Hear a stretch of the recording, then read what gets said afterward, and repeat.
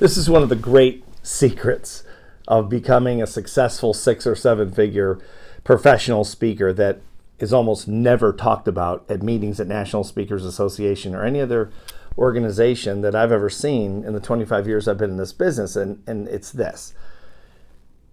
Speakers don't become really successful for content.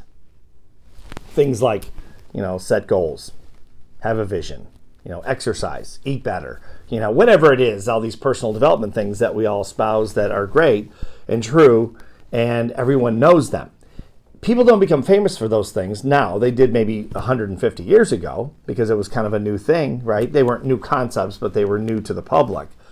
And now it's very different, right? Information is everywhere. It's on the internet. It's a wonderful time to be around because information is so prevalent. But speakers become successful and sometimes even famous within their fan bases, not for the content, but for their point or points of view on their content. Okay? And there's a big difference between the two because you can take any kind of content and just espouse it. And most speakers do that. And that's why most of them fail because they're saying the same thing as every other speaker that's out there. You want to say something different, okay? So I'll give you an example. So I've written 12 books. Some of the books I have in front of me. So this is called Die Fat or Get Tough.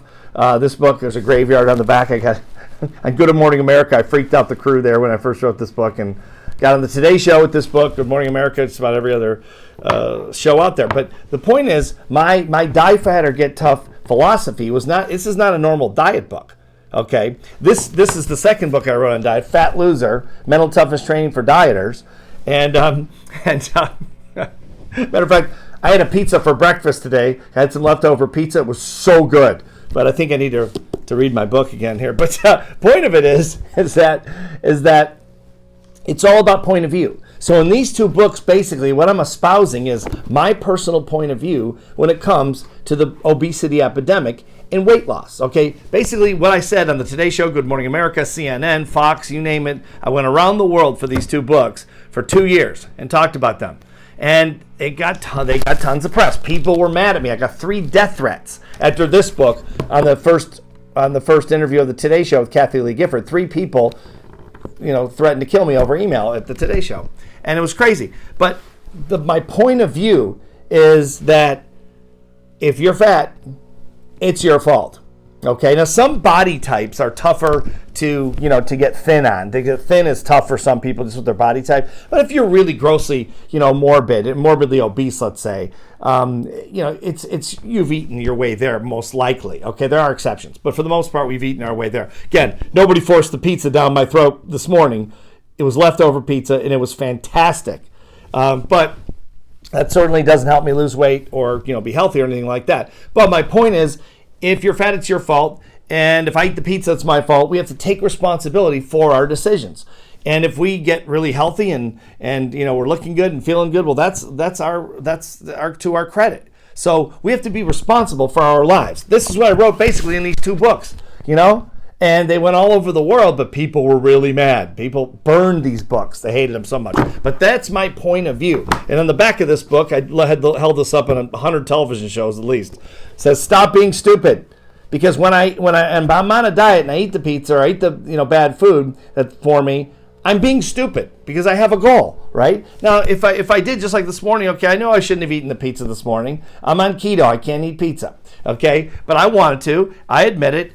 I'm not saying it was stupid. It's stupid if I'm trying to really succeed at my diet, but I accept it. I'm responsible. I'll make up for it. No big deal. That's a point of view, okay? It's a very strong point of view. I think it's kind of common sense, but a lot of people wanted to kill me afterwards. Crazy stuff. But, okay, here's another one. This is called Coaching the 177 book. It's based on my 77 book, okay? These books are full of points of view. My points of view on different things, like objective reality. Okay, my number one thing, probably my strongest point of view would be objective reality, living in objective reality, and critical thinking, okay? The premise is very simple, that if you're going to be, this is my point of view, if you're going to be mentally tough, you can forget about every other mental toughness strategy and tool if you don't make sure you're operating in objective reality. In other words, where am I right now in terms of, say, my business, okay? I've got to look at the numbers. I got to see where I am. I've got to be living in objective reality with my numbers. Am I putting in enough time at the office? Am I doing the right things? What things am I doing? I need to be living in objective reality, not some fantasy, right? America is famous all over the world for being the country so obsessed with success. And most people want to be very successful financially and all the rest, but here's the problem. They don't do the work. They don't do the work. They're never going to be financially successful because they won't do the work. That's another one of my points of view, okay? Some people like that, some people don't. Who likes it? The overachievers. The superachievers love it because they know it's true. Who doesn't like it? The masses, because they know it's true as well. Okay, those are points of view. Here's another one, Sex, Politics, Religion. I wrote this book about, 10 years ago, and I took 50 major topics that you're not supposed to talk about at mixed company that I love to talk about at mixed company because it's interesting. It's better than talking about the weather or the stupid football game or the soccer match or whatever. Things around sex, things around politics, things about religion, all the things you're not supposed to talk about to get you kicked out of social situations, which I have been many times. I'm kind of proud of it, honestly. So I wrote this book and put all my opinions on there about abortion, same-sex marriage, the Catholic Church, sex scandal, I mean, you name it, global warming. So I have all my opinions in here, and which are basically points of view. Okay, so I'm not talking about the content. I'm talking about my point of view on the content. Okay, so this book went all over the place. This is actually my worst selling book, my favorite book, because I worked so hard in it, but it didn't sell as well. Here's another one I wrote. Secret Self-Made Millionaires Teach Their Kids. This is 30 years of interviews with self-made millionaires and their points of view on what they teach their kids that the masses do not about success in life and living and all that. Okay, so it was a lot of their points of view through my lens. Kind of filtered through my lens. And I added my own feelings in there, but they were mostly about the points of view of the people that I interviewed. Okay, so that's another one. I wrote a book in 2010 called How Rich People Think, sold over 1 million copies. And so this book is based on the interviews with the wealthy. But it also has my unique point of view along with the points of view of the people I interviewed. Okay, this is a book that was written about me called How to Become a $1 Million Speaker. The Steve Siebold story. On the back is a picture of me at the LA Film School, walking the red carpet with Bob Proctor and Les Brown and some other speakers that we were in the movie Beyond the Secret. That was the premiere. So this gentleman, Elliot Saltzman, who's in the book here somewhere, there's Elliot.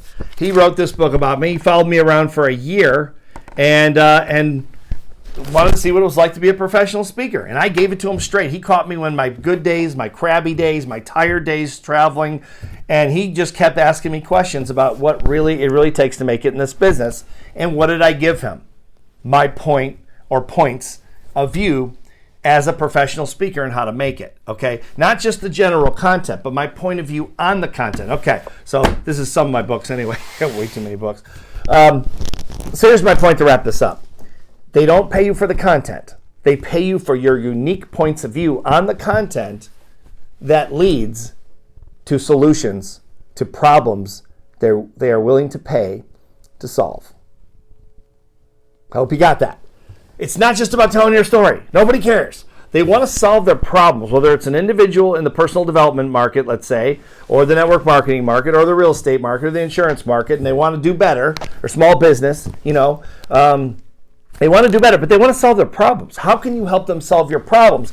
Reverse engineer it by saying, what are my unique points of view based on content, and then how do my unique points of view target to solve their problem? The bigger problem you solve as a speaker, the wealthier you become, the more successful you become, the larger your fan base becomes. And that's it. That's from a content standpoint, that is the golden ticket that I never heard. I heard it from Larry Wilson. That's who taught it to me, the great genius, and the highest grossing corporate speaker that ever lived. And he taught it to me. He was my mentor for the last 15 years of his life. He was amazing, best in the world. And he said they don't pay you for the content; they pay you for your points of view. So how do you do this? So what's the takeaway, right, for this video? Look at content that you believe in. If you believe in goal setting, say, okay, great. What about goal setting? What about that is what's my point of view on goal setting? Do I have multiple points of view on goal setting? I'll give you mine because I used to work with Olympic athletes and I came up with this years ago. This is my point of view, or my unique point of view on goal setting. I think goal setting should be execution based, not results based. If you focus on execution, Now what you're doing is focus on what you can totally control. But if you focus on results, you're only partially in control of that particular goal, and you can actually punish yourself for losing when you don't have complete control of winning or losing, because there are other factors involved in the equation. It's not logical. It makes no sense.